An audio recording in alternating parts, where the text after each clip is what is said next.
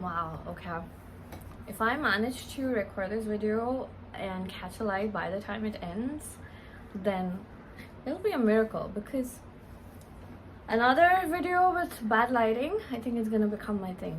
Years later, people will come to my channel and they'll be like, oh, that girl with bad lighting videos. Okay, anyhow. First things first, I'm gonna try to say less number of ums. I think it's this need for me to keep this sound going because silence is awkward, guys. Yeah. I was having a weird day. As usual. Yeah, I know, it's become my vibe. But last time I came on here, I was having a very, very depressed, lonely Friday. And I decided, okay, I cannot go live from my phone. I might as well just record what I want to do and put it out there and feel a little better about myself. Today, I don't know how many people will resonate with this, but usually when I'm having a weird day, I talk to myself a lot. Like a lot. I thought, why don't I just rant about it and put it out there? So I'm here. Oh wow, this is hard. Okay, the topic of today's rant is Samurai Turned Pretty. Please do not cancel me for this episode. Right. I know the entire internet is going gaga over that show. Wow, I think I should be taking shots every time I say coming back. I'm not gonna be one of those people who just blindly goes, oh, I love this show, or praise be thy SIBT. SITP! Okay, SIBT. Samurai Turned Pretty. I remember when the first season dropped, that was I think 2 years back.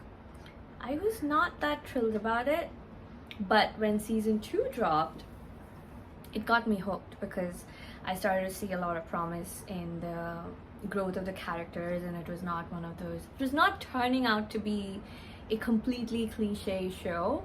But this season has gotten into my nerves so badly. I actually had to stand in front of the mirror and ask myself this very important question, that why is this show triggering you this much? Like, everyone loves it. Why aren't you feeling the same about it? Why? There's a lot to unpack there.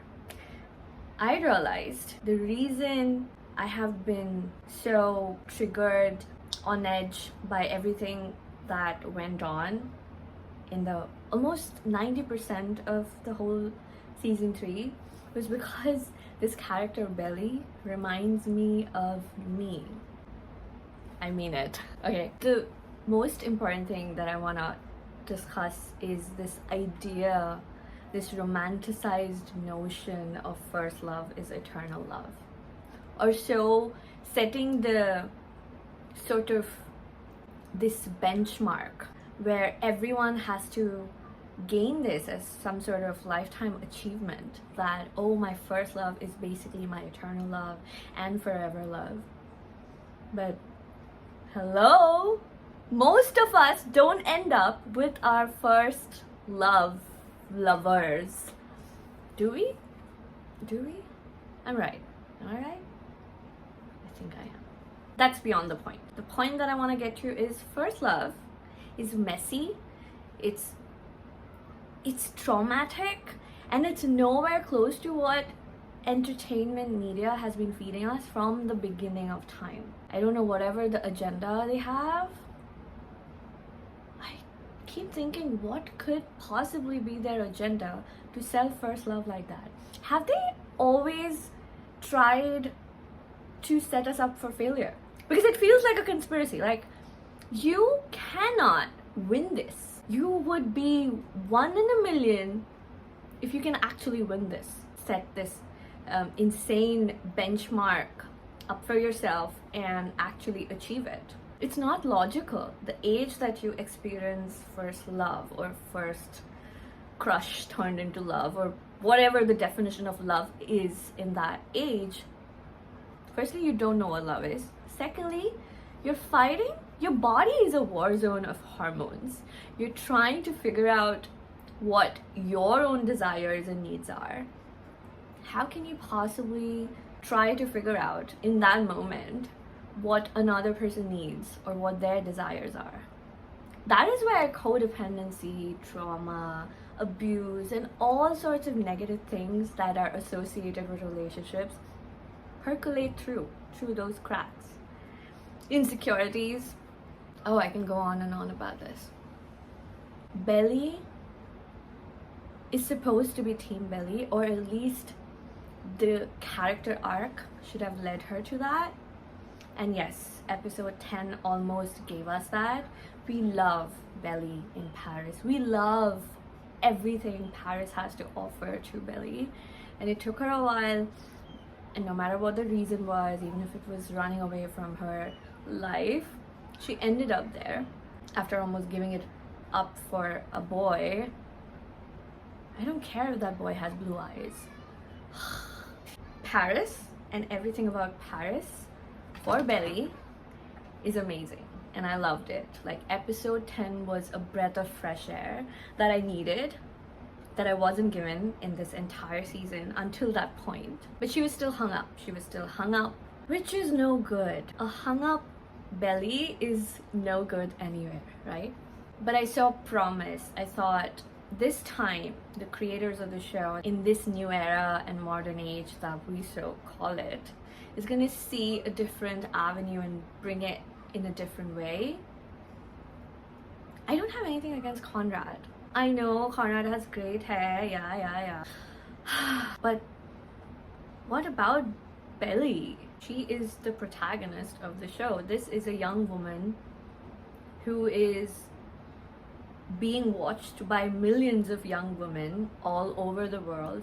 What is the example that you're setting? Me, as a young woman, really needed Belly to kind of invest her time and energy into this new era of her life for herself. And just a haircut, a chic Parisian bob is not going to do that. It doesn't do that.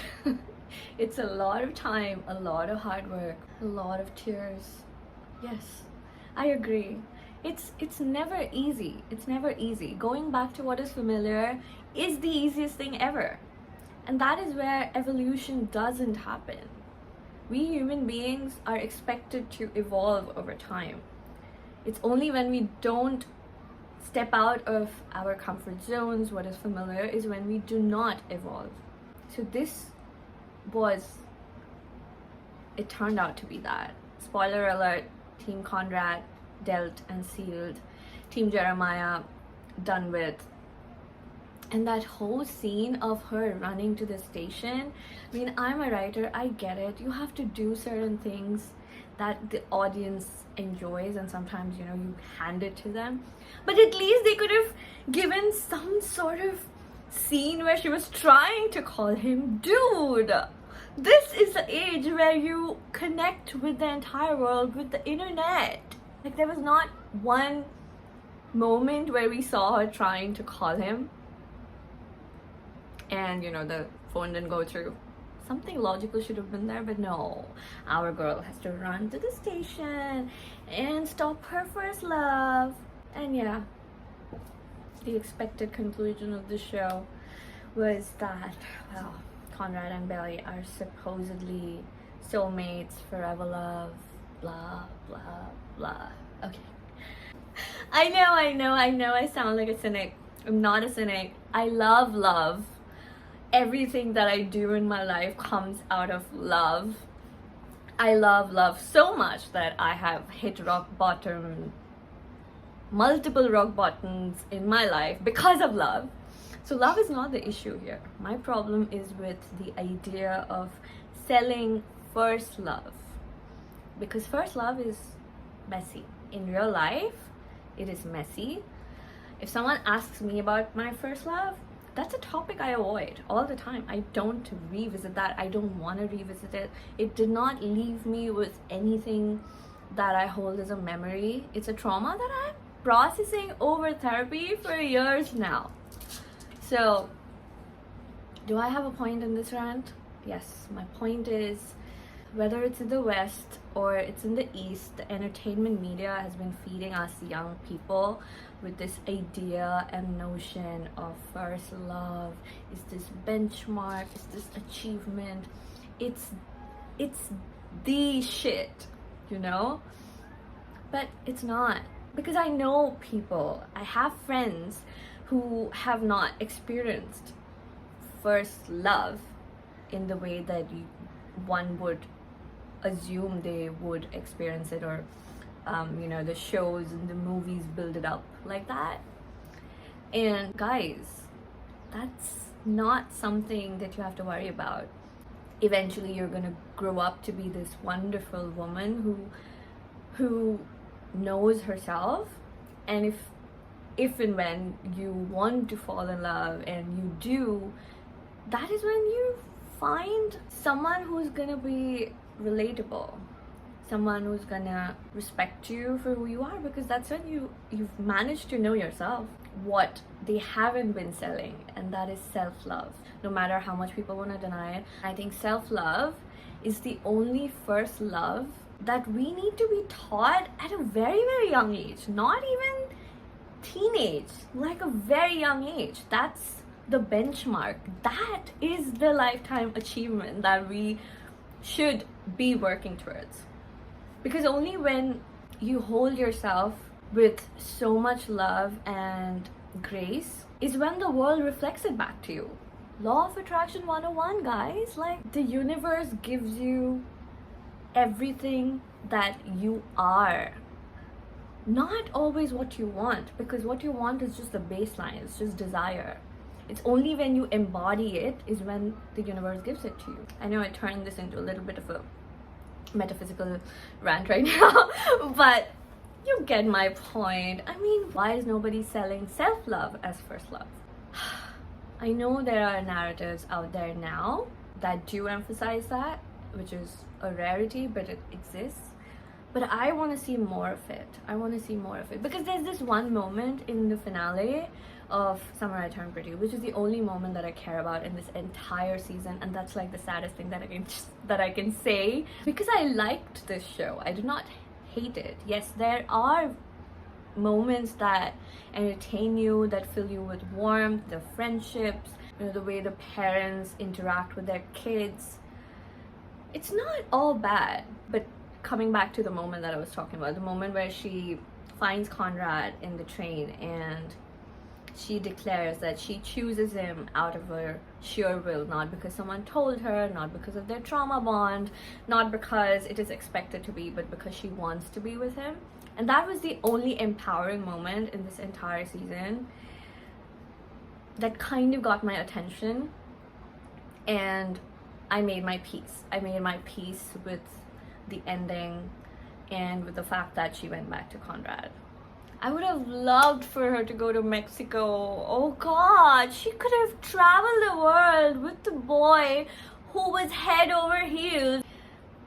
A lot to unpack there as well. But coming back to the whole Paris episode, I think we could have seen a very, very different character, a very, very different arc of Belly, and that would have been very intriguing. But I guess we're never gonna see that timeline. What's done is done. What's done is done. Also, the sky is really beautiful right now. 2 hours later. I digress, I'm sorry. I even wrote about it in one of my lately I've been thinking short series, how first love is just, it's a scam. It's a big time scam. Kids need to know this. We have to tell young kids to not fall for this unlivable expectation that their first love is going to be their forever love, because most definitely it won't. I mean, it might work out, like I said, 1 in a million would probably end up with their first lovers as their forever lovers, partners, husbands, whatever term they want to use for that person. Wow, I feel so better right now. I've been holding this in for quite a while since the season ended, and I was going back and forth about whether I want to rant on it or not. And then I took a step back and I assessed what I wanted to talk about. And then I realized that I actually had to settle my thoughts first and unpack what was there and what was the reason that I wanted to talk about it. So yeah, here I am. It's almost 20 minutes and I went on and on about it. Wow. If you guys have made it till here, thank you. I guess you agree with me then.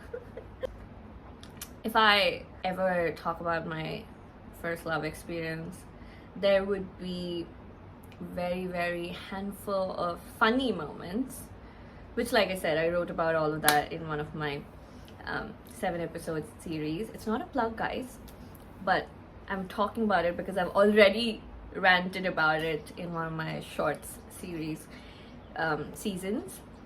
And I focused on K-dramas there because, oh my god, that is one more genre of media where first love is this epic tale. It's not just K-dramas. Even in my culture in India, this idea has been rampant for quite a bit. But now I think there's this slight digression into things that are more achievable. It's not even about it being realistic or unrealistic. It's just setting us up for failure. And that's sad. I don't want to be set up for failure. And I have been one of those people who has experienced that, where first love did not turn out to be love at all, and you know, all of that mess. So I just want better for kids growing up now in this time and era. I think we should do better. As an artist myself, I think there are better stories that we can tell. The experience of it can be very memorable, yes. The innocence, the playfulness, all of that is precious, yes. I do not deny that. But just the failure part of it is also something that builds character. Not that that should be the expectation, but if it is how it turns out, it shouldn't break you. It shouldn't be in your life like your biggest failure. You know what I mean? Because a lot of people carry that. You know. So yeah, like I was saying in the beginning of this episode, that if I manage to kind of have the light stay till the end of this episode, it'll be a miracle. It's not as bad as I thought it would be. Thank you guys for listening to me. Summer I Turned Pretty is a warm show, but disclaimer, do not fall for the scam. First love is not the only thing that matters in our lives. Your forever love comes when you know how to love yourself. And I can bet my life on that. If you've achieved that at that young age, you are 1 in a million. But for most of us, that's not the case. And that journey of self-love is the journey of first love. So this is it, and I will see you again very soon.